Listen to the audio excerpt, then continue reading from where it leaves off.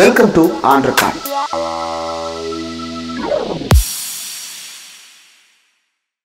Welcome to on record. இன்றைக்கு நம்மோடு நேர்காணலுக்காக சிறப்பு விருந்தினராக திராவிட முன்னேற்ற கழகத்திலிருந்து செய்தி தொடர்பு துணை செயலாளர் எழுத்தாளர் சூர்யா கிருஷ்ணமூர்த்தி அவர்கள் இணைந்திருக்கிறார். அவரோடு பேசலாம். வணக்கம். வணக்கம். இன்றைக்கு எஸ்ஐஆர் அப்படின்றது குறித்து தேர்தல் ஆணையத்தில் அனைத்து கட்சி கூட்டம் நடைபெற்றிருக்கிறது. நேற்று திமுக தரப்பில் மாவட்ட செயலாளர்கள், மாநில பொறுப்பாளர்கள், தலைமை கழக செயலாளர்கள், எம்எல்ஏ, அமைச்சர்கள், பகுதி செயலாளர்கள் வரைக்கும் அழைக்கப்பட்டு கூட்டம் நடைபெற்றிருக்கிறது. என் வாக்குச்சாவடி வெற்றி சாவடி அப்படின்னு சொல்லிட்டு எஸ்ஐஆர் அப்படின்ற அந்த ப்ரொசீஜர் இன்ட்ரடியூஸ் ஆகிறதுனால இவ்வளவு இன்டென்ஸாக திமுக இதை கையில் எடுத்திருக்கிறதா? இல்லை, அடிப்படையில் எஸ்ஐஆருங்கிறது ஒரு சதி என்பதில் எந்த மாற்று கருத்தும் கிடையாது. திமுக மட்டுமே இதை எதிர்கொள்ள முடியுமான்னு நிச்சயம் எதிர்கொள்ள முடியும். அதாவது கட்சிக்கு எந்த பாதிப்பும் இல்லாத வகையில் திமுக இதை எதிர்கொண்டு முறியடிக்கும். அதில் எந்த மாற்று கருத்தும் இல்லை. ஆனால் தமிழ்நாட்டில் பிறந்த தமிழ்நாட்டு குடிமகன்கள், நாட்டைச் சேர்ந்தவர்கள், தமிழர்கள் யார் ஒருவருக்கும் தன்னுடைய வாக்கு பறிபோய்விடக்கூடாது, அந்த வாக்கு அதிகாரத்தை அவர்கள் இழந்துவிடக்கூடாது அப்படிங்கிற கன்சர்ன் இருப்பதனால தான் இது ஏதோ திமுகவுக்கு மட்டும் வந்த ஆபத்து அல்ல, தமிழ்நாட்டிற்கு வந்த ஆபத்து. தன்னை விரும்பாத தமிழ்நாடு உள்ளிட்ட மாநிலங்களை பழி வாங்குறதுக்காக உடனே சொல்லுவாங்க குஜராத்து சேர்த்துருக்காங்களே, அது ஒப்புக்கு நான் அவனை மட்டும் அடிக்கல பாரு அப்படின்ட்டு அங்கே தடவி கொடுத்துக்கிறது, அடிக்கிறது இங்கே அடிக்கிறது, அந்த மாதிரியான ஒரு சதி செயலில் அவர்கள் ஈடுபடுகிறார்கள். அதை முறியடிக்கிறதுக்காக எல்லோரும் ஓரணியில் நிற்கணுங்கிறதுக்காகத்தான் வெறும் திமுக அல்லது திமுக அணி மட்டுமல்ல அனைத்து கட்சிகளும் இதில் சேர்ந்து எதிர்க்கணும்னு நவம்பர் 2ஆம் தேதி ஒரு அழைப்பு விடுத்திருக்கிறோம். எஸ்ஐஆரை பொறுத்த வரைக்கும் அதை சட்டபூர்வமாக எதிர்கொள்வதற்கு திராவிட முன்னேற்ற கழகம் தயங்காது, களத்தில் அரசியல் ரீதியாக முறியடிக்கவும் தயங்காது. இது ஒரு பக்கம் இருந்தாலும் இல்லை, இந்த இன்னைக்கு அறிவிக்கப்பட்டிருக்கிற வகையிலேயே எஸ்ஐஆர் நடக்கும் அப்படிங்கிற ஒரு சூழல் வந்துருச்சுன்னா ஏறக்குறைய அது அப்படி தான் போகுது. அப்படின்னாலுமே கூட எந்த ஒரு வாக்கும் விடுபட்டு விடாத அளவுக்கு, எங்களுடைய வாக்குகளை நாங்கள் இழந்துவிட முடியாத அளவுக்கு வலுவான கட்டமைப்பை உருவாக்கியிருக்கிறோம். எப்போ பீகாரில் அவங்க எஸ்ஐஆருங்கிற இந்த நடைமுறையை அறிமுகப்படுத்தினாங்களோ, ஜூன் மாதம் நினைக்கிறேன், ஜூன் மாதம் 2025 அவங்க அறிமுகப்படுத்திய போதே தமிழ்நாட்டில் திராவிட முன்னேற்ற கழகம் தன்னுடைய கட்டமைப்பை இதுக்காக எக்ஸ்க்ளூசிவாக உருவாக்க தொடங்கிடுச்சு. உதாரணத்துக்கு முன்னாடியெல்லாம் பூத்து போடுவோம், ஒரு பூத்துக்கு 10 பேர் 8 பேருன்னு தலைமையிலேருந்து அந்த எண்ணிக்கை அறிவிக்கப்படும், அதற்கேற்ப போடுவோம். இப்போ அப்படி இல்லை. பூத்து கமிட்டிங்கிறது ஒவ்வொரு 100 வாக்குகளுக்கும் ஒரு பொறுப்பாளர், ஒரு பாகத்துக்கு ஒரு குழு, அந்த குழுவில் ஒரு பாகநிலை முகவர் BLA 2 எலெக்ஷன் கமிஷனால் அங்கீகரிக்கப்பட்டவர், பாகநிலை டிஜிட்டல் முகவர், பாகநிலை இளைஞரணி பொறுப்பாளர் அப்படின்ட்டு வெவ்வேறு வகையில் பிரிச்சிருக்கிறோம். பாகநிலை வழக்கறிஞர் இந்த அளவுக்கு விரிவாக பிரிச்சிருக்கிறோம். 10 பாகத்துக்கு ஒரு பாக ஒருங்கிணைப்பாளர், ஒரு தொகுதிக்கு ஒரு தொகுதி பார்வையாளர், ஒரு மண்டலத்திற்கு ஒரு மண்டல தேர்தல் பொறுப்பாளர் அப்படின்ட்டு ஒரு மண்டலம், தொகுதி, பாக ஒருங்கிணைப்பு, பாகம்னு ஒரு 4 லேயரில் ரொட்டீனான பார்ட்டி ஸ்ட்ரக்சர் அல்லாமல் இது எக்ஸ்க்ளூசிவாக உருவாக்கி இருக்கக்கூடிய அளவிற்கு எஸ்ஐஆரை மையப்படுத்தி அந்த சதியை முறியடிப்பதற்கான கட்டமைப்பை திராவிட முன்னேற்ற கழகம் உருவாக்கி வைத்திருக்கிறது. அதனால் எஸ்ஐஆர் மட்டுமல்ல, எந்த கொம்பாதி கொம்பர்கள் நினைத்தாலும் 26 தேர்தலில் எந்த சதியும் எங்களை முறியடிக்காது அப்படிங்கிறதுல உறுதியாக இருக்கும். ஆனால் இதை சதின்னு சொல்கிறதுக்கான காரணம் என்ன? ஏன்னா பீகாரில் ஒரு பப்ளிக் நரேஷன் என்ன இருந்ததுன்னா, நிறைய இன்ஃபில்ட்ரேட்டர்ஸ் இருக்கிறாங்க, அதனால் we have to identify the citizenship அப்படின்றது தான் அங்கே வைத்த வாதம். இப்போ இங்கே இன்ஃபில்ட்ரேட்டர்ஸ்ன்ற டேர்ம்ஸை பற்றி அவங்க பேசலை. அதே போல் Bihar not so literate state, அதனால் அங்கே ஆவணங்கள் கம்மியாக இருக்கும் அப்படின்றது அங்கே நீதிமன்றத்திலே முன்வைத்தார்கள் அந்த வாதத்தை. யோகேந்திர யாதவ், ADR போன்ற பல பேர் our people do not have such டாக்குமெண்ட்ஸ்ன்றது தான் வாதமே. ஆனால் நம்ம தமிழ்நாடு ஒரு லிட்ரேட்டான ஸ்டேட், ஆவணங்களை சரியாக வழங்குவதற்கு முறைப்படுத்தப்பட்ட நிர்வாக அமைப்புகளை வைத்திருக்கிற மாநிலம், பிறகு ஏன் இதை சதின்னு சொல்ல வேண்டியது இருக்குது? இல்லை, அடிப்படையில் ஏன் சதின்னு சொல்கிறோம் அப்படின்னா, ஒரு தேர்தல் ஆணையத்துக்கு தேர்தல் வாக்காளர் பட்டியல் க்ளீனாக இருக்கணுங்கிறது ஒரு அஜெண்டா. அதில் யாரும் எந்த தலையீடும் செய்யலை, அதை தப்பு சொல்லலை. இறந்தவர்களை, டபுள் என்ட்ரி ட்ரிபிள் என்ட்ரியை, போலி வாக்காளர்களை நீக்கணும் அப்படிங்கிறதுலையும் எந்த மாற்று கருத்தும் இல்லை. ஆனால் அதுக்கு எந்த நடைமுறையை கையாளுறோங்கிறது முக்கியம். ஒவ்வொரு தேர்தலுக்கு முன்பும் ஸ்பெஷல் சமரி ரிவிஷன், சிறப்பு சுருக்க முறை திருத்தம் அப்படிங்கிற பேரில் இந்த வாக்காளர் பட்டியலை திருத்தி சீர்படுத்தி தான் தேர்தலே சந்திக்கிறோம் ஒவ்வொரு தேர்தலையும். அதில் ஃப்ளாஸ் இருக்கா இல்லையாங்கிறதுக்கெல்லாம் நமக்கு லீகலாக அதுக்கான முறையீடுகள் இருக்குது, அது தனி. இதை இல்லாமல் செக் அண்ட் பேலன்ஸ் சிஸ்டம் இந்த எஸ்எஸ்ஆரில் ஏற்கனவே இருக்குது. உதாரணத்துக்கு இப்போ நான் குடியிருக்கக்கூடிய தெருவில் நான் திராவிட முன்னேற்ற கழகத்தினுடைய BLA 2 வாகநிலை முகவர்னு வச்சுப்போம். என் தெருவில் 4வது வீட்டில் ரங்கசாமி குப்புசாமின்னு யாரோ ஒருத்தர் இறந்துட்டாரு அப்படின்னா அவருடைய பெயர் அந்த பட்டியலில் இருக்கும் பொழுது என்னால் முறையிட முடியும். யார்கிட்ட? BLO கிட்ட. எனக்கு இருக்கக்கூடிய அதிகாரம் அதிமுகவுக்கு உண்டு. அங்கீகரிக்கப்பட்ட எல்லா கட்சிகளினுடைய BLA 2 அவங்க ஒரு போலி வாக்காளரை கண்டறிந்து நீக்குங்கிற முறையீட்டை வைப்பதற்கு உரிமை பெற்றவர்கள். அந்த நீக்கக்கூடிய அதிகாரம் BLOவுக்கு உண்டு.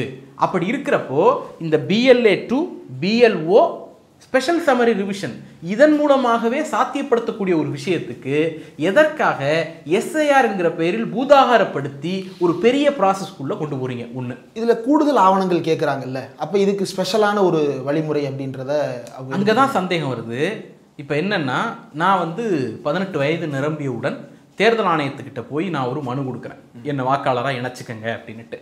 அந்த மனுவை அவர்கள் பெறுகிற போதே பட்டியலிடப்பட்ட ஆவணங்களில் ஏதேனும் ஒன்றை கொடுத்து என்னுடைய டேட் ஆஃப் பர்த்தை முதல்ல நான் ப்ரூவ் பண்ணணும், என்னுடைய இருப்பிடத்தை நான் ப்ரூவ் பண்ணணும், உறவினர்னு நான் யாரை மென்ஷன் பண்ணுறேனோ அதுக்கான தொடர்புகளை நான் ப்ரூவ் பண்ணணும். இந்த 3 ஆவணங்களையும் ப்ரூவ் பண்ணித்தான் நான் என்னை வாக்காளர் பட்டியலில் வாக்காளராகவே இணைச்சிக்கிறேன். ஆமாம். அப்போ வாக்காளர் பட்டியலில் இடம்பெற்ற ஒவ்வொருவரும் தன்னுடைய அடையாளத்தையும் ஆவணங்களையும் நிரூபித்த பிறகுதான் பட்டியலில் இணைகிறார்கள். இப்போ இது தப்பு, நான் போலி வாக்காளர், டெட்டு, ஷிஃப்டடு, நான் இன்எலிஜிபிள் அப்படின்னா அதை ப்ரூவ் பண்ண வேண்டிய கடமை தேர்தல் ஆணையத்துக்கு தான் இருக்கே தவிர எனக்கு இல்லை. இப்போ நீங்கள் என்ன பண்ணுறீங்க, 2வது முறை என்னையே ப்ரூவ் பண்ண சொல்கிறீங்க. நான் என் ஐடென்டிட்டியை ப்ரூவ் பண்ணி தான் லிஸ்ட்டுக்குள்ளேயே வந்தேன், இப்போ நீ திருப்பி என்னையே ப்ரூவ் பண்ண சொல்கிறீங்க. இப்போ உதாரணத்துக்கு ஒரு வாக்காளர் பட்டியலில் 1000 பேர் இருக்காங்கன்னு வச்சுப்போம். அதில் ஒரு 10லிருந்து 20 நீங்கள் சொல்கிற இந்த டூப்ளிகேட் என்ட்ரி, டெத், இறந்தோர் இந்த மாதிரியான இருக்குன்னா அந்த 20 பேரை ஐடென்டிஃபை பண்ணுறதுக்கு தான் உங்களுக்கு அரசியல் கட்சிகளுடைய BLA 2 இருக்காங்க, BLO இருக்காங்க. BLO தப்பு பண்ணால் அதை சுட்டி காட்டுறதுக்கு BLA 2 எல்லா பொலிட்டிக்கல் பார்ட்டிலையும் இருக்காங்க. DMK BLA 2 தப்பு பண்ணால் ADMK BLA 2 சப்போர்ட். ADMK தப்பு பண்ணாங்க, அதை செக் அண்ட் பேலன்ஸ் செக் பண்ணுறதுக்கு எல்லா வகையிலையும் வாய்ப்பு இருக்குது. அப்படி இருக்கிறப்போ நீங்கள் என்ன பண்ணலாம், இந்த 20 பேரை ஐடென்டிஃபை பண்ணி 20 பேரை நீக்கிறது சுலபமா?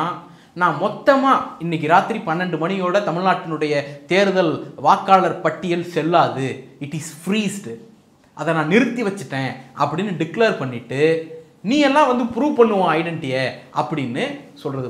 ஒரு 1000 பேரில் 20 பேரை தனியாக பிரிக்கிறது ஈஸியாக, அந்த 20 பேரை கண்டுபிடிக்கிறதுக்காக 980 பேரை நீ உன் ஐடென்டிட்டியை ப்ரூவ் பண்ணுறதுன்னு சொல்கிறது ஈஸியாகிறது தான் நம்முடைய அடிப்படை கேள்வி. அப்போ SSRக்கு SIRக்குமான பேசிக் டிஃப்ரெண்ட்டாக ஒரு லேமன் பர்ஸ்பெக்டிவ் நம்ம புரிஞ்சுக்கணுன்னா 1000 பேரில் 20 பேர் போலின்னு தனியாக பிரித்து எடுக்கிறது SSR. நீ 980 பேர் உன் ஐடென்டிட்டியை ப்ரூவ் பண்ணுன்னு சொல்கிறதுக்கு பேர் SIR. இப்போ அதிமுகவின் அமைப்பு செயலாளர் ஜெயக்குமார் ஒரு அறிக்கை கொடுத்துருக்கிறார், போலி வாக்காளர்களை நீக்குவதற்கு இது உதவும் அப்படின்னுட்டு. போலி வாக்காளரை நீக்கணுங்கிறதுல எந்த மாற்று கருத்தும் கிடையாது. திமுகவும் கடந்த காலங்களில் போலி வாக்காளர் கொடுத்த குற்றச்சாட்டுகள் சொல்லியிருக்கிறோம். ஆனால் வித் டேட்டா சொன்னோம், இந்தந்த தொகுதியில் இத்தனை இருக்குது, 56 லட்சம் இருக்குது தமிழ்நாடு முழுக்க அப்படிங்கிற நம்பர்ஸ் எல்லாம் வித் கவுண்ட்டு தொகுதி வாரியாக செக்ரிகேட் பண்ணி டேட்டாவோட கொடுத்தோம். அப்போ எங்கள் BLA 2 அங்கே ஒழுங்காக வேலை பார்த்துருக்காங்கன்னு அர்த்தம். போன தடவை ராகுல் இறந்த வாக்காளர்களை கூட்டிட்டு வந்த மாதிரி அன்றைய எதிர்க்கட்சி தலைவர் ஸ்டாலின் கூட்டிட்டு வந்து காட்டினாரு.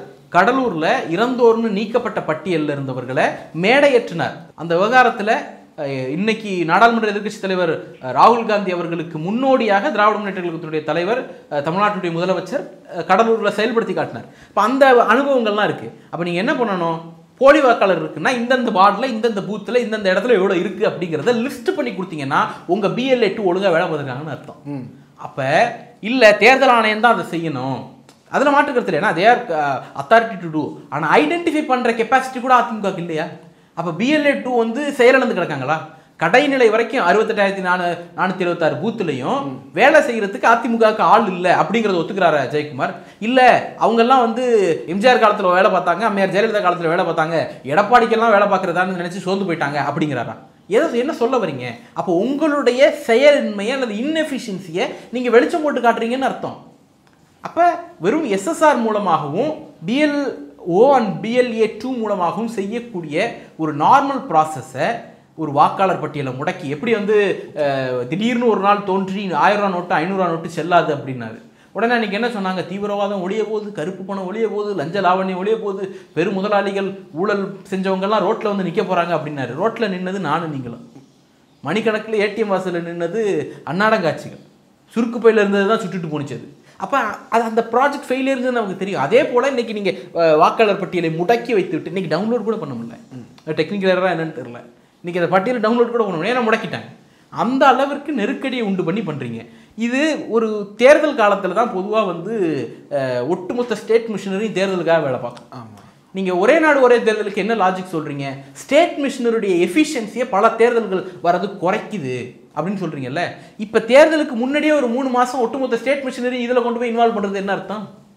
அதில் ஒரு இடத்துல அவர் வந்து அந்த கடிதத்திலேயே சொல்லியிருக்கிறாரு, இந்த மாதிரியான பணிகளுக்கு CO, DO, ERO, AERO, BLO, supervisor or BLO இவங்க எல்லாரையும் எலெக்ஷன் ப்ராசஸில் ஈடுபடும்போது இந்த ஸ்க்ரூட்டினி ப்ராசஸில் SIR ப்ராசஸில் ஈடுபடுறதுனால அவங்கள நீங்கள் ட்ரான்ஸ்ஃபர் பண்ணணும்னா எலெக்ஷன் கமிஷன்ட்ட முன்கூட்டியே அனுமதி வாங்குங்கிற.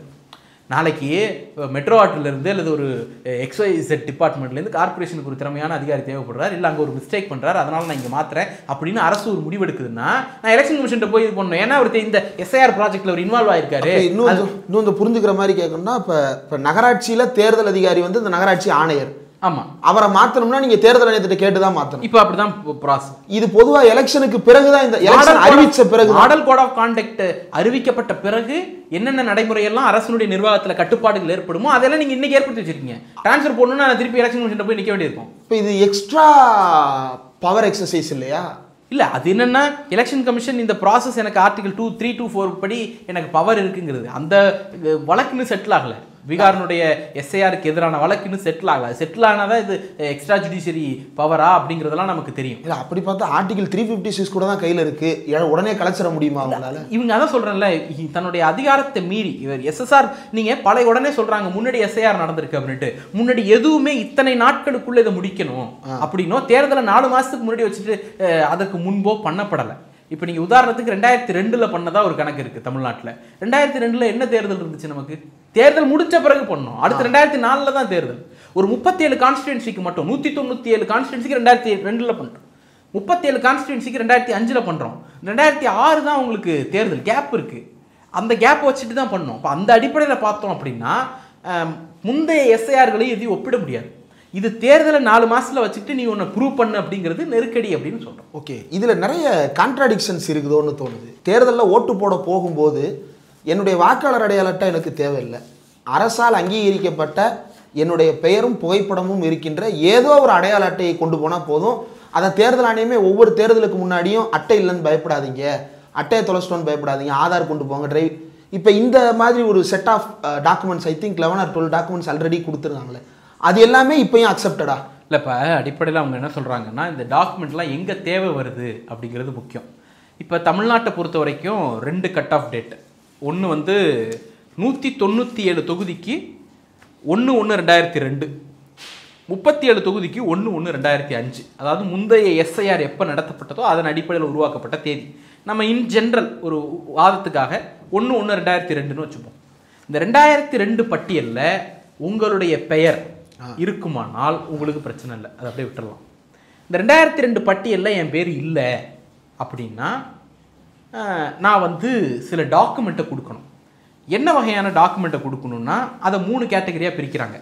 2002 என் பேர் இல்லை, ஆனால் நான் 1987க்கு முன்னாடியே பிறந்துட்டேன், 1/7/1987க்கு முன்னாடியே பிறந்துட்டேன்னா என்னுடைய டேட் ஆஃப் பர்த்தையும் இருப்பிடத்தையும் என்னுடைய ஐடென்டிட்டியை ப்ரூவ் பண்ணுறதுக்கு அவங்க பட்டியலிட்டு இருக்கிற 12 டாக்குமெண்ட்டில் ஏதாவது ஒன்று நான் கொடுக்கணும். போதும்.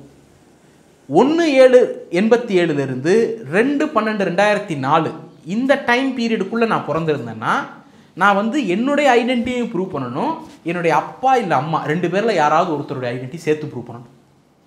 இங்கே தான் சிக்கல் வருது. எனக்கு பர்த் சர்டிஃபிகேட் இருக்கும், எனக்கு கம்யூனிட்டி சர்டிஃபிகேட் இருக்கும், எனக்கு பாஸ்போர்ட் இருக்கும். என்னுடைய முந்தைய தலைமுறைக்கு பாஸ்போர்ட்னாலே அதனுடைய தேவையே இல்லாமல் இருந்திருக்கும். ஆமாம். ஒரு கிராமத்தில் கூலி வேலை செய்யக்கூடிய அப்பா அம்மாவுக்கு பாஸ்போர்ட்டுக்கான தேவைங்கிறது 0வா இருந்திருக்கும். அதனால அவங்க வாங்காமல் இருந்திருப்பாங்க. அவருக்கு பேங்க் அக்கௌண்ட்டே தேவையில்லையே. இவங்க கொடுத்துருக்கிற அந்த 12 டாக்குமெண்ட்டில் முக்கியமான டாக்குமெண்ட் வந்து கவர்மெண்ட் ஐடி அல்லது PSUs. அதில் இருக்க வாய்ப்பே இல்லை. 97% பேர் அதை ஹோல்டு பண்ணியிருக்க வாய்ப்பு இல்லை. அடுத்தது ஸ்டேட் கவர்மெண்ட், லோக்கல் கவர்மெண்ட் இவங்க கொடுத்துருக்கிற ஐடி, அதுலேயும் 97% பேர் அதில் கவராக வாய்ப்பு இல்லை. அடுத்தது பாஸ்போர்ட்டு, அதுவும் பெரும்பாலானவர்கிட்ட இருக்க வாய்ப்பு குறைவு. அதுக்கு அடுத்தது ஃபாரஸ்ட்டில் போய் அக்சஸ் பண்ணுறதுக்கான இப்போ மலைவாழ் பழங்குடியினர் அவர்களை மையப்படுத்தின இது, அதுவும் பெரும்பான்மையானவர்கிட்ட இருக்க வாய்ப்பு இல்லை. அடுத்தது என்ன சொல்கிறாங்கன்னா பர்மனன்ட் ரெசிடென்ஸ், PR, அதுவும் நம்ம வாங்கி வச்சுருக்க போகிறது கிடையாது. அப்போ இந்த 12ல் பொதுப்படையாக ஓரளவு நமக்கு பரிச்சயப்பட்ட பெயர்கள்னு எடுத்துக்கிட்டோம்னா சாதி சான்று, பிறப்பு சான்று, பள்ளி சான்று, இது 3 தான். போன தலைமுறைக்கு சாதி சான்று வாங்க வேண்டிய அவசியம் என்ன வந்திருக்கும்னு நினைக்கிறீங்க? 87 பிறந்த அல்லது இப்போ என்னுடைய அப்பா அம்மாவுக்கு, அவங்களுக்கு இப்போ 60 வயது 65 வயது இருக்கக்கூடியவர்களுக்கு அவங்களுடைய இளமையில் சாதி சான்று வாங்க வேண்டிய அவசியம் என்ன வந்திருக்கு? அதாவது இது வந்து 87க்கு பிறகு பிறந்தவர்களுக்கு கிடையாது, அவங்க அம்மா அப்பா டாக்குமெண்ட். ஆமாம், என்னுடைய ஐடியை நான் ப்ரூவ் பண்ணுறது பிரச்சனை இல்லை. 87லேருந்து 2004 வரைக்கும் பிறந்திருந்தா என்னுடைய ஐடியை நான் ப்ரூவ் பண்ணணும். எங்கள் அப்பா அம்மா 2 பேரில் யாராவது ஒருத்தர் அதை ப்ரூவ் பண்ணணும். அப்போ என்னுடைய அம்மா அப்பா வந்து 65ல் பிறந்திருப்பாங்க. அவங்களுக்கு என்ன கம்யூனிட்டி சர்டிஃபிகேட் இருக்க போது? அவங்களுக்கு எப்படி பிறப்பு சர்டிஃபிகேட் சான்றிதழ் வாங்கியிருக்கவே மாட்டாங்க. பல பிரசவங்கள் வந்து வீடுகளுக்குள்ளே நடந்திருக்கும். அவங்களுக்கு பர்த் சர்டிஃபிகேட் வாங்கியிருக்க வாய்ப்பு இல்லை. பள்ளிக்கூடங்கள் பக்கம் போகாத பெற்றோர்கள் இருப்பாங்கல்ல. அப்போ உன்னோட ஐடென்டிட்டியை ப்ரூவ் பண்ணுன்னு சொல்கிறப்ப இங்கே பிரச்சனை வரப்போகிறது கிடையாது. உங்கள் அப்பா அல்லது அம்மா அவங்க ஐடென்டிட்டியை ப்ரூவ் பண்ணுன்னு சொல்கிறப்ப தான் சிக்கல் வருது. 2வது. 3வது, இதோட கொடுமையானது, உங்களுடைய டேட் ஆஃப் பர்த்து 2/12/2004க்கு பிறகு இருக்கும்னா உங்கள் ஐடென்டிட்டியை ப்ரூவ் பண்ணணும், உங்கள் அப்பா ஐடென்டிட்டியை ப்ரூவ் பண்ணணும், உங்கள் அம்மா ஐடென்டிட்டியும் ப்ரூவ் பண்ணணும். 3த்தையும் ப்ரூவ் பண்ணணும். இதுக்கு என்ன ப்ரூஃப்னா அந்த அறிவிக்கப்பட்ட 11 டாக்குமெண்ட்டு, ஆதார் 1, 12. ஆதாருக்கு மட்டும் கண்டிஷன்ஸ் அப்ளை, அதுக்கு சில கண்டிஷன்ஸ் கொடுத்துருக்காங்க. அதுக்கு ஒரு தனி நோட்டிஃபிகேஷன் இருக்குது. ஆதாரை எப்படியெல்லாம் பயன்படுத்துறதுன்னு ஒரு நோட்டிஃபிகேஷன் இருக்குது. அது ஒரு 3 பாயிண்ட் இருக்குது. அதெல்லாம் பொருந்தினா மட்டும்தான் ஆதாரை பயன்படுத்த முடியும். அப்போ ஆதார் பெரும்பான்மையாக ஏற்றுக்கொள்ளப்படாதுங்கிறது தான் அதில் சொல்லாமல் சொல்கிற விஷயம். நீங்கள் ஆதாரை கொடுத்தீங்கன்னா அதுக்கு சப்போர்ட்டிங் டாக்குமெண்ட்டாக வேறு கொடுக்கணும். உதாரணத்துக்கு நான் ஏதோ ஒன்று கொடுக்குறேன், அதுக்கு நான் ஆதார சப்போர்ட்டாக கொடுக்குறேன், அப்படி வேணால் பொறுத்துக்கலாம். அப்போ நான் சிட்டிசன்ஷிப்புக்கு ஏதோ ஒரு டாக்குமெண்ட்டை கொடுத்துட்டு அப்புறம் ஆதாரை கொடுக்கணும். இந்த காம்ப்ளிகேஷன் இருக்குல்ல, இதெல்லாம் யார் எடுத்துக்கணும்? எலெக்ஷன் கமிஷன் எடுத்துக்கணுமா, சிட்டிசன் எடுத்துக்கணுமா? சிட்டிசன் தலையில ஏன் கொண்டு வந்து திணிக்கிறீங்கன்னு சொல்கிறேன். இல்லை, இப்போ இந்த ஆதார் வந்து என் நேமுக்கான ஐடென்டிட்டி இல்லை, என் டேட் ஆஃப் பர்த் ஐடென்டிட்டி இல்லை, என் அட்ரஸ் ஐடென்டிட்டி இல்லை, இது 3 தான் அந்த கார்டில் இருக்குது. இது 3க்குமே அது ஐடென்டிட்டி இல்லை. சுப்ரீம் கோர்ட் சொல்லிடுச்சு, அதனால நாங்கள் வச்சுக்கிறோம், பேருக்கு அது ஒன்று சேர்த்துருக்கோம், அவ்வளோதான். ஆனால் இது எதுக்குமே ஐடென்டிட்டி கிடையாது. அது இது சிட்டிசன்ஷிப்புக்கு ஐடென்டிட்டி கிடையாது, மற்றவற்றுக்கு பயன்படுத்தலாம். இப்போ சிட்டிசன் ப்ரூவ் பண்ணுறதுக்கு வேற ஒரு டாக்குமெண்ட் நீங்கள் கொடுக்கணும். ஓகே. இப்போ இந்த மாதிரியான நெருக்கடியை அவங்க கிரியேட் பண்ணுறாங்க. அப்போ இந்த டாக்குமெண்ட் ப்ராசஸ்க்கெலாம் அவங்க கொடுத்துருக்கிற நேரம் தான் கேலிக்குத்தானது. உதாரணத்துக்கு ஏப்ரல் 2026 வரைக்கும் டைம் இருக்குமா நமக்கு? அவ்வளோலாம் அது எலெக்ஷன் வந்துடும். ஏப்ரலில் எலெக்ஷன் வந்துடும். நீங்கள் 28, அதாவது 28ன்னா நம்ம நேற்றே ஆரம்பிச்சிருச்சு. அதாவது நேற்றிலிருந்து 28ஆம் தேதியிலிருந்து 3ஆம் தேதி வரைக்கும் இந்த 7 நாட்களில் தமிழ்நாடு முழுக்க இருக்கக்கூடிய ஏறக்குறைய 68,467 BLO, 1009 ERO AERO, 38 DEO, BLAs political பார்ட்டியினுடைய அங்கீகரிக்கப்பட்ட அரசியல் கட்சிகளினுடைய பாகநிலை முகவர்கள் 2,11,445. இதெல்லாம் கூட்டி கழிச்சு பார்த்தோம்னா ஒரு 3 லட்சம் வரும்னு வச்சுக்கோங்க. இந்த 3 லட்சம் பேருக்கு 7 நாட்களுக்குள்ள இந்த என்டையர் ப்ராசஸ் பற்றி ட்ரைனிங் எடுத்து முடிக்கணுங்க. அப்போ இன்னைக்கு தேதிப்படி ஒரு 40,000 பேர் முடிச்சிருக்கணும் ட்ரைனிங். அதுதான் முதல் சவால். 7 நாளில் இவ்வளோ பேருக்கு எப்படி நீங்கள் ட்ரைனிங் எடுப்பீங்க? உடனே சொல்லுவாங்க அரசியல் கட்சிகளுக்கு ட்ரைனிங் கொடுக்க வேண்டிய அவசியம் கிடையாது, அது வந்து BLOக்கு மட்டும் கொடுத்தா போதும் அப்படிம்பாங்க. ஆனால் 24 ஜூன் 2025 பீகாருக்கு வெளியிடப்பட்ட அந்த அதிகாரப்பூர்வ நோட்டிஃபிகேஷனை தான் ரெஃபரன்ஸாக வச்சு தான் இங்கே தமிழ்நாட்டுக்கு கொடுக்குறாங்க. இப்போ we have to refer the Bihar notification. அதில் தெளிவாக இருக்குது, பொலிட்டிக்கல் பார்ட்டிஸினுடைய BLAஸ்க்கும் நீங்கள் வந்து ட்ரைனிங் கொடுக்கணும் அப்படிங்கிறது மிக தெளிவாக வரையறுக்கப்பட்டிருக்கு. அனெக்ஷர் பியில் ட்ரைனிங்கிற போர்ஷனில் section D, at the earliest ERO will conduct orientation workshop for the booth level agents of recognized political parties to explain the process and to sensitize them about SIR. எங்கே முடிப்பீங்க, எப்போ முடிப்பீங்க? ஒரு சந்தேகம், உங்கள் கட்சியில் மட்டும் BLAs எத்தனை பேர் இருப்பாங்க? BLA வந்து பூத்துக்கு ஒருத்தர். ஓகே, அப்போ ஒரு 68,467 பேர். இப்போ 69,000ன்னு வச்சுப்போம். இதே மாதிரி வந்து ஏடிஎம்கேல 69,000 பேர் ஒரு இருப்பாங்க, பிஜேபியில் ஒரு 30,000 பேர் இருப்பாங்க, இன்னும் மற்ற கட்சிகள் ஒரு 20,000 25,000 பேர் இருப்பாங்க. அப்போ இதுவே ஒரு பல லட்சம் பேர் வருவாங்க. அவங்க மொத்தம் 2,11,445 பேர் இருக்காங்க. இந்தியாவிலேயே அதிகம். இப்போ அங்கே தான் நான் என்ன வரேன்னா, மற்ற மாநிலங்களுக்கு இந்த ட்ரைனிங் பீரியட் 6 நாள்னு வச்சிங்கல்ல, அதையே தமிழ்நாட்டுக்கும் பொருந்தி போகாதுங்கிறேன். உதாரணத்துக்கு உத்தரப்பிரதேசில் 15 கோடி வாக்காளர்கள், ஆனால் மொத்த BLA 2 எவ்வளோ தெரியுமா? பொலிட்டிக்கல் பார்ட்டி வெறும் 1,92,000 தான். வெஸ்ட் பெங்காலுக்கு 7.66 கோடி வாக்காளர்கள், ஆனால் மொத்த BLA 2 வெறும் 18,114 தான். ஆனால் தமிழ்நாட்டில் 6.41 கோடி வாக்காளர் தான். அதோட கம்மி வாக்காளர்கள் ஊபியை விட கம்மி, வெஸ்ட் பெங்காலை விட கம்மி. ஆனால் வெஸ்ட் பெங்காலை விட 4 மடங்கு 5 மடங்கு அதிகம், ஊபியை விட கிட்டத்தட்ட ஒரு 20-30,000 வந்து அதிகம். அப்போ மற்ற மாநிலங்களுக்கு 6 நாளில் நீங்கள் BLA 2க்கு ட்ரைனிங் கொடுக்குறது, இங்கே கொடுக்குறது ஒன்றும் இல்லை, ப்ராக்டிக்கலி இம்பாசிபிள். அப்போ ஒரு ஷூ வந்து எல்லா காலுக்கும் பொருந்தாதுல்ல. அந்த புரிதலே இல்லாமல் தான் நீங்கள் நோட்டிஃபிகேஷனே போட்டிருக்கீங்க. அப்போ உங்களுடைய நோக்கம் வந்து க்ளீன் பண்ணுறது இல்லை, வேற ஏதோ உள்நோக்கம் இருக்குது அப்படின்னு சந்தேகப்படுறேன். செலக்டிவ் கிளீனிங்கா? அங்கே தான் பிரச்சனை வரப்போகுது. இப்போ உதாரணம், இது நீங்கள் அடுத்து என்ன பண்ணுறாங்கன்னா எனுமரேஷன். இதுதான் அடுத்த கூத்து.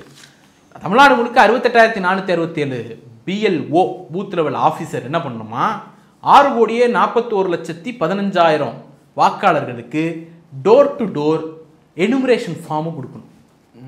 நான் சொன்னேன்ல 2002 உங்கள் பேர் இருக்கா இல்லையாங்கிறத வச்சு தான், இருக்கோ இல்லையோ நீங்கள் எனுமரேஷன் ஃபார்ம் கொடுத்தாக்கணும். இருந்துச்சுன்னா எஸ் பழசில் இருந்துச்சுங்கிறத எழுதி கொடுத்தா போதும், இல்லைன்னா ஆவணங்களோட கொடுக்கணும்.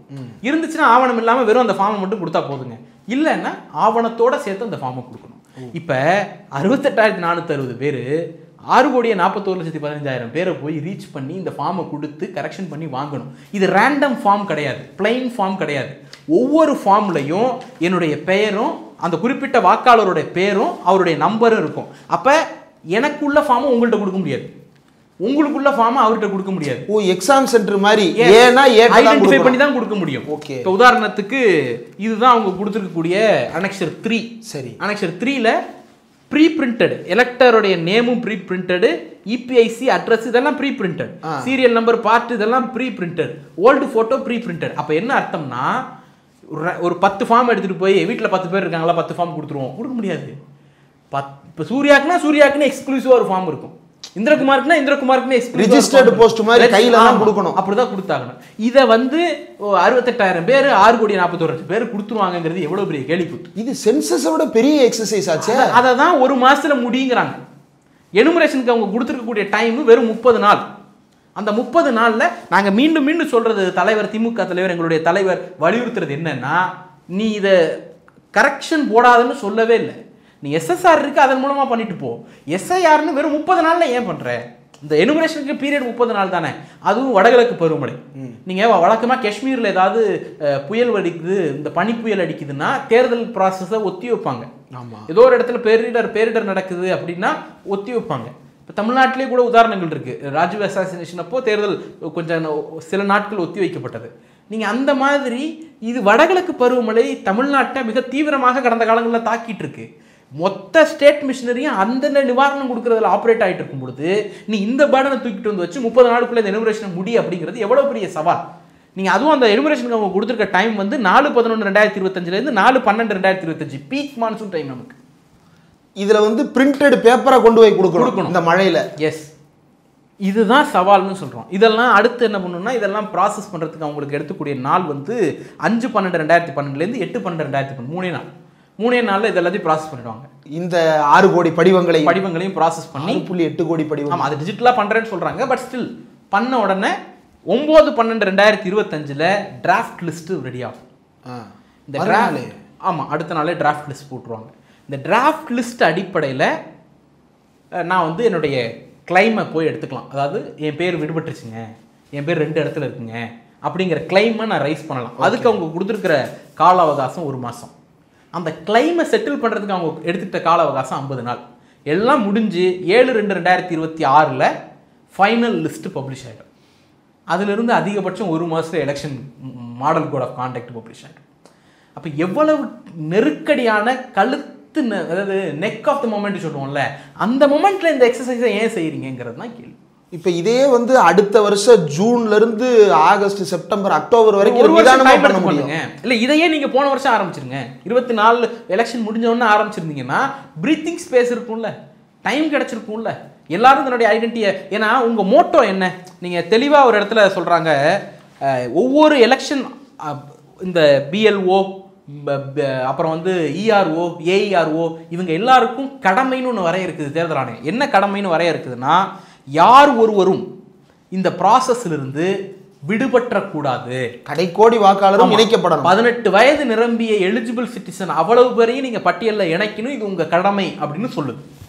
அதே பேராகிராஃபில் பேஜ் நோட்டிஃபிகேஷன் பேஜ் நம்பர் 5 அதில் 13வது பாயிண்ட், நீ குறிப்பிட்ட நாளுக்குள்ள ஆவணங்களை சமர்ப்பிக்கலைன்னா உன்னை என்னால் இணைக்க முடியாதுப்பா, ஏன்னா இது intensive revision.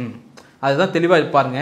This being an intensive revision, அது முக்கியம். This being an intensive revision in case of enumeration form is not submitted before July 25, 2025. இது பீகாருக்கு, இதே தமிழ்நாட்டுக்கு, ஆனால் டேட் மாறும். அதாவது தமிழ்நாட்டை பொறுத்த வரைக்கும் 4/12/2025 இதுக்குள்ளே சப்மிட் பண்ணலைன்னா the name of the elector cannot be included in the draft roll. அப்போ நீங்களே முரண்படுறீங்க. யார் ஒருவரும் விடுபட்டு விடக்கூடாது என்பது உங்கள் கடமைன்னு நீங்கள் வரையறுத்துக்கிறீங்க.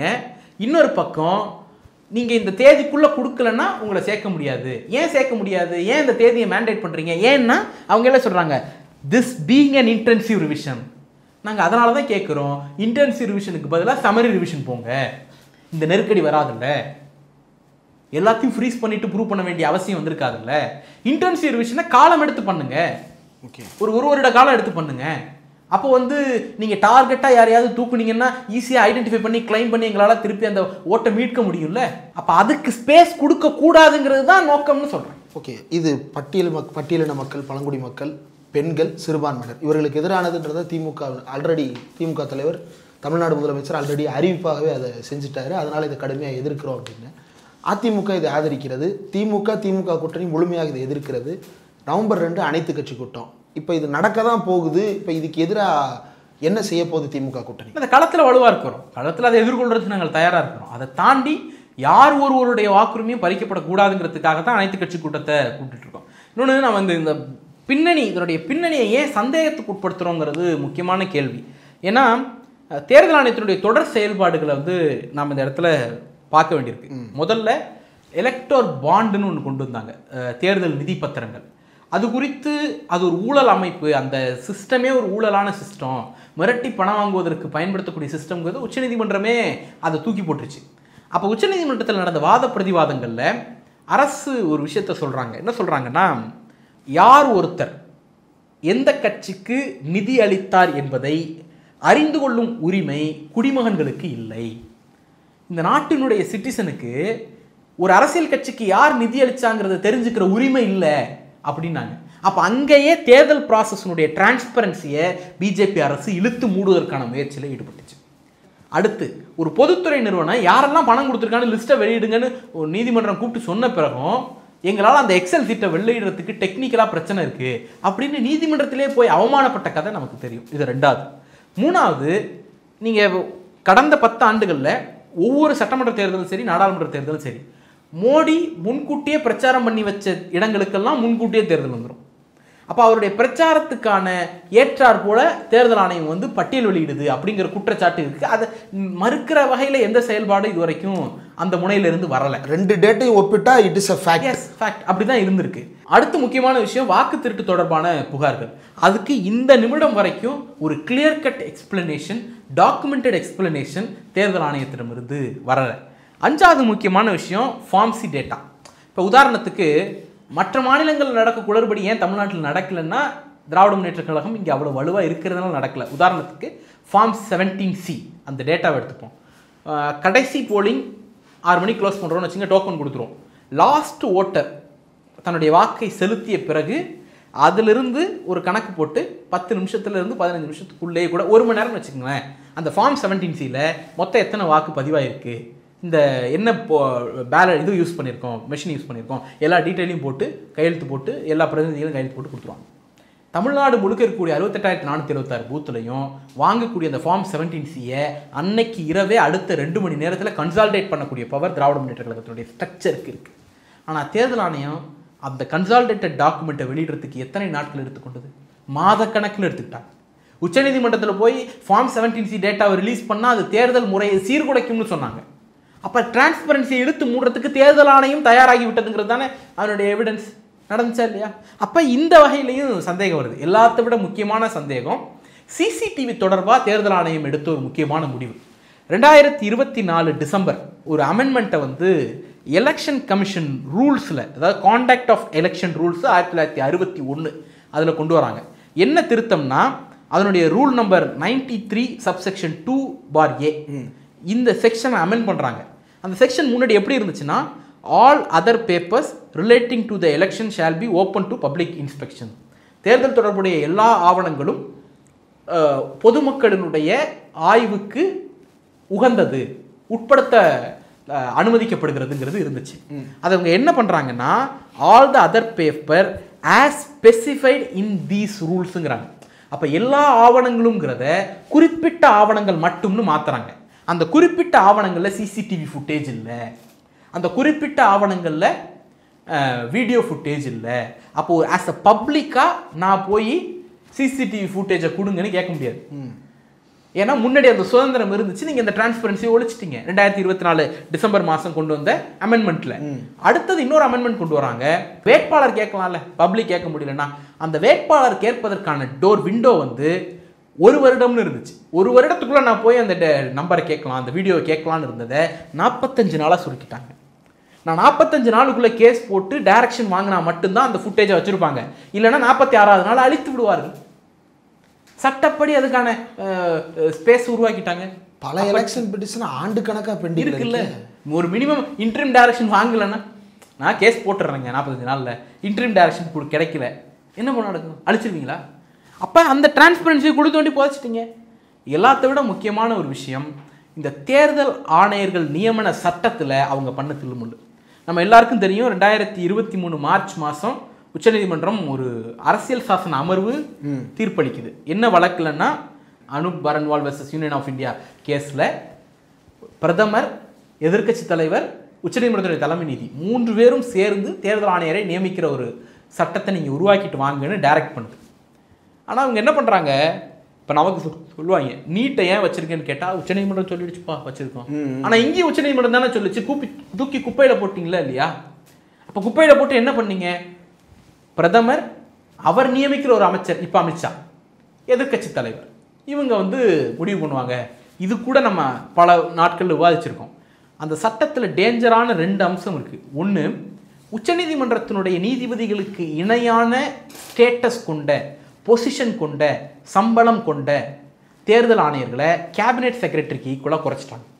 ஓஹோ, அப்போ என்ன அர்த்தம்? கேபினெட் செக்ரட்டரி அப்படிங்கிறவர் அரசுக்கு கீழே பணியாற்றக்கூடியவர்.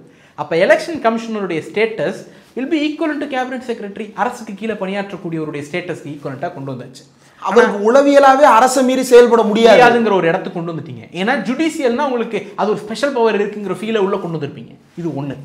அடுத்தது ஆபத்திலும் மிகப்பெரிய ஆபத்து என்னன்னா, சட்டத்தினுடைய பெயர் வந்து chief election commissioner and other election commissioner appointment condition of service terms of office bill 2023. அதில் செக்ஷன் 16 என்ன சொல்லுதுன்னா, ஒரு தேர்தல் ஆணையர் மீது அவருடைய பதவி காலத்திலும் சரி, அவர் ரிட்டையர்ட் ஆன பிறகும் சரி, அவர் தன்னுடைய பணி நிமித்தம் செய்தவற்றுக்காக இந்தியாவில் உள்ள எந்த நீதிமன்றத்திலும் நீங்கள் வழக்கு தொடரவோ, புகார் கொடுக்கவோ, நீதிமன்ற நடவடிக்கையை எடுக்கவோ, both civil and criminal proceedings செய்யவோ அனுமதி இல்லை. இண்டம்னிட்டி. நீங்கள் எப்படி ஆளுநரை வந்து அரசியல் சாசனத்தினுடைய பிரிவு 361 பாதுகாத்து வச்சிருக்கீங்க, அது கூட ஆளுநருக்கு ராஜபிரமுகர், அதாவது குடியரசுத் தலைவர், ஆளுநர் உள்ளிட்ட ராஜபிரமுகர்களுக்கு மட்டும்தான் அந்த பாதுகாப்பு. நீங்கள் அதை கொண்டு இந்த எலெக்ஷன் கமிஷனருக்கு எக்ஸ்டெண்ட் பண்ணுறீங்க. அப்போ என்ன சொல்கிறீங்க? ஒன்றும் இல்லை, ஒரு ஒரு ஒரு கண்டிஷன் யோசிச்சு பாருங்கள். அரசு ஏதோ டைரக்ட் பண்ணுது, பிஜேபி டைரக்ட் பண்ணுது, கமிஷனர்ஸ் மறுக்கிறாங்க. எதுக்கு மறுப்பாங்க? நாளைக்கு வேறு கவர்மெண்ட் வந்தால் என் மேலே நடவடிக்கை எடுப்பாங்கிற பயத்தினால தானே மறுப்பாங்க. அப்படி தானே? இப்போ அதுக்கெல்லாம் பயப்படாதப்ப நான் சட்டத்தை திருத்திட்டேன், நாளைக்கு எந்த கவர்மெண்ட் இருந்தாலும் உன் மேலே நடவடிக்கை எடுக்க முடியாது அப்படிங்கிற பாதுகாப்புன்னு வச்சு நீங்கள் கொடுத்துட்டீங்கன்னா அவங்க ஏன் வந்து மிஸ்லீட் பண்ண மாட்டாங்க? அவங்க ஏன் உங்களுடைய கமெண்ட்டுக்கு ஈல்ட் ஆக மாட்டாங்க? நியமிக்கிறது நீங்கள், அரசுக்கு கீழே பணியாற்றுகிற மாதிரியான உளவியலை உருவாக்குனது நீங்க. அவங்க மேல நாளைக்கு நாங்களே போனாலும் யார் வந்தாலும் நடவடிக்கை எடுக்க முடியாதுங்கிற சட்ட பாதுகாப்பு உருவாக்கி வச்சிருக்கிறது நீங்க. உச்சநீதிமன்ற சமீபத்தில் ஒரு தீர்ப்பு கொடுத்தாங்க. அதாவது எம்எல்ஏ எம்பிக்கள் அசம்பிளிக்குள்ளேயோ பார்லிமெண்ட்டுக்குள்ளேயோ செய்யக்கூடிய வேலைகள் இருக்குல்ல, அந்த வேலைகளுக்கு எதிராக யாரும் எந்த நீதிமன்றத்திலும் வழக்கு தொடர முடியாது. ஃப்ரம் த ஜுடிஷியரிலேருந்து ஒரு பாதுகாப்பு கொடுத்துருந்தாங்க. அதை கேன்சல் பண்ணிச்சு சுப்ரீம் கோர்ட். அதை போன ஆண்டும் இந்த ஆண்டும் அதை கேன்சல் பண்ணிவிட்டு அவங்க சொன்ன கமெண்ட் என்ன தெரியுமா? Assembly of parliament is not a island, கான்ஸ்டியூஷனை விட தனித்தீவுகள் அல்ல அப்படின்னாங்க. அப்போவே நம்முடைய கேள்வி என்ன வந்துச்சு, அப்போ ராஜ்பவன் மட்டும் தனித்தீவா, குடியரசுத் தலைவர் மாளிகை மட்டும் தனித்தீவான்னு கேட்டோம். இன்றைக்கி அதை கொண்டு வந்து நீங்கள் யார் கொடுத்துட்டீங்க? எலெக்ஷன் கமிஷனுக்கு கொடுத்துட்டீங்க. அப்போ அந்த லீனேஜில் தான், அந்த லிங்க்கில் தான் இன்றைக்கி திரிணாமுல் காங்கிரஸ் ஒரு முக்கியமான கேள்வி எழுப்பியிருக்கு. என்ன கேள்வினா, இந்த எஸ்ஐஆரை ஜூன் மாதம் அறிவிக்கிறாங்க. இந்த ஞானேஷ்குமார்ங்கிற தேர்தல் அதிகாரிக்கு அவருடைய மகள் மற்றும் மருமகன் 2 பேருக்கு பாஜக ஆளக்கூடிய மாநிலங்களில் டிஸ்ட்ரிக்ட் மேஜிஸ்ட்ரேட் பொசிஷன் அதுக்கப்புறம் கொடுக்கப்பட்டிருக்கு. இது கான்ஃப்ளிக்ட் ஆஃப் இன்ட்ரெஸ்ட் இல்லையா அப்படிங்கிற கேள்வியை திரிணாமுல் காங்கிரஸ் இன்றைக்கி எழுப்பியிருக்கிறது. இப்போ நீங்கள் இதெல்லாம் பின்னணியில் பாருங்கள். ஒரு பக்கம் எலக்ட்ரல் பாண்டு மூலமாக தேர்தல் குறித்து, தேர்தல் கட்சிகளினுடைய நிதி குறித்து அறிந்து கொள்ளக்கூடிய டிரான்ஸ்பரன்சியை அரசு முடக்குது. இன்னொரு பக்கம் ஃபுட்டேஜ் அளிக்கிறது மூலமாக எலெக்ஷன் ப்ராசஸினுடைய டிரான்ஸ்பரன்சியை தேர்தல் ஆணையம் மறுக்குது. எலெக்ஷன் ஆணையருடைய நியமனத்திலேயே அவங்கள நான் தான் நியமிப்பேன், எனக்கு கீழே தான் பணியாற்றுற மாதிரியான ஒரு உளவியலை ஏற்படுத்துவேன், அவங்கள பாதுகாக்கிறதுக்கான சட்ட நடவடிக்கை எடுப்பேன் அப்படிங்கிறத உருவாக்கின பிறகு பயம் வராமல் என்ன வரும்? நான் இப்போது அடிக்கடி இவங்க கோட் பண்ணுவாங்க, ஒரு குடிமகனுடைய அதாவது நீதி வழங்கப்பட்டது மட்டும் கிடையாது, வழங்கப்பட்டதாக உணரப்படவும் வேண்டும் அப்படின்னு சொல்லுவாங்க. அப்போ தேர்தல் நேர்மையாக நடக்கணுங்கிற உணர்ச்சி மக்களுக்கு வரணும்ல. இவ்வளவு லூப் வச்சுட்டு, இவ்வளவு ஹோல்ஸை வச்சுட்டு எப்படி நேர்மையாக நடக்குங்கிற உணர்வு கொண்டு வந்து சேர்ப்பீங்க? இப்போ இந்த கேள்வி இருக்குது. அடுத்தது இவங்க முக்கியமான விஷயம், இந்த இதை பொறுத்த வரைக்கும் இவங்க என்ன சொல்கிறாங்க, 4 இது சொல்கிறாங்க. அதாவது பீகாரில் நடத்துறதுக்கு 4 முக்கியமான காரணங்களை அவங்க பட்டியலிடுறாங்க. ஒன்று double entry, triple entry, multiple என்ட்ரியை தூக்குறது. இன்னொன்று டெத்து ஓட்டை தூக்குறது. 3வது வெளிநாட்டவர் அதை நீக்கிறது அப்படிங்கிற மாதிரியான காரணங்கள் சொல்கிறாங்க. இந்த 3 தான் வச்சுக்கோங்க. முதல்ல டெத்து, 22 லட்சம் பேரை நீக்கினதான் சொல்கிறீங்க டெத்து காரணம் காட்டி. ஆனால் அதில் 2 பேரை சுப்ரீம் கோர்ட்லேயே கொண்டு வந்து ஆஜர்படுத்தியாச்சு, உயிரோடு இருக்காங்க அப்படின்ட்டு.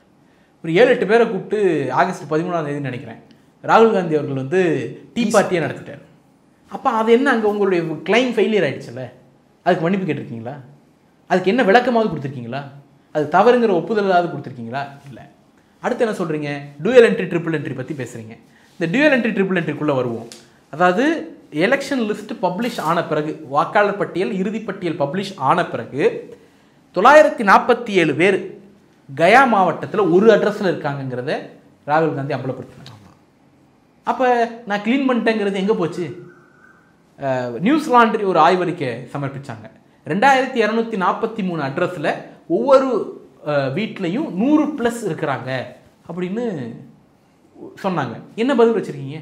சரி தான் விடுவோம். வெளிநாட்டுக்காரங்களை கண்டுபிடிச்சி, அவங்க வார்த்தையில் ஊடுருவல்காரர்கள் கண்டுபிடிச்சி நிற்கிறது தானே சொல்கிறீங்க. அப்படி பார்த்தோம்னா இந்த ஊடுருவல்காரர்கள் எத்தனை பேரை கண்டுபிடிச்சிங்க? எலெக்ஷன் கமிஷனருடைய ப்ரெஸ் மீட்டில் திருப்பி அந்த கேள்வி கேட்கப்படும் பொழுது அமைதியாக தானே இருந்தீங்க. ஒரு இடத்துல பதில் சொன்னீங்களா, இத்தனை பேரை நீக்கியிருக்கோம், இத்தனை பேரை கண்டுபிடிச்சிருக்கோம் அப்படின்ட்டு? இல்லை. அப்போ இவங்க இலக்குகளாக சொன்ன எதுவுமே பீகாரில் நடக்கலை. அப்போ அவங்க நேரடியாக சொன்ன இலக்கை தாண்டி மறைமுகமாக வேறொரு இலக்கை அங்கே நிறைவேற்றியிருக்கிறார்கள். அந்த இலக்கு தான் பிஜேபிக்கு எதிரான வாக்குகளை நீக்குவது, பிஜேபிக்கு ஆதரவான வாக்குகளை சேர்ப்பது. இப்போ இதில் நீக்கிறது அப்படின்றது ஒரு பக்கம், தமிழ்நாட்டில் புதிய வாக்காளர்களை இணைப்பது அப்படின்றதுலையுமே தொடர்ந்து கடந்த 10 ஆண்டுகளுக்கு மேலாக தமிழ்நாட்டில் பிற மாநிலத்தவர்களுடைய வாக்குகள் அப்படின்றதும் ரொம்ப பெரிய கொஸ்டின் ஆஃப் டிபேட்டாக இருந்துக்கிட்டே இருக்குது. அதை இந்த என்யூமரேஷனில் என்ன செய்ய போகிறாங்க?